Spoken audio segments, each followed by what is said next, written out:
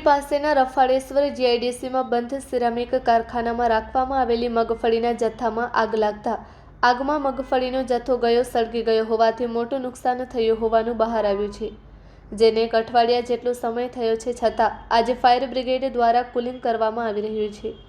આ બાબતે વાત કરીએ તો ગુજરાત વેરહાઉસ કોર્પોરેશનના ગોડાઉન તરીકેના જીઆઈડીસીમાં બંધ કારખાના આપવામાં આવ્યું હતું, જ્યાં આશરે 1.59 લાખ બોરી મગફળીની હોવાનું બહાર આવ્યું છે અને આગ લાગ્યાની જાણ થતાં જ જુદા જુદા ફાયર બ્રિગેડના ફાયર ફાઇટર વાહનો ઘટના સ્થળે પહોંચી ગયા હતા અને આગને કાબૂમાં લેવા પ્રયત્ન શરૂ કર્યા હતા।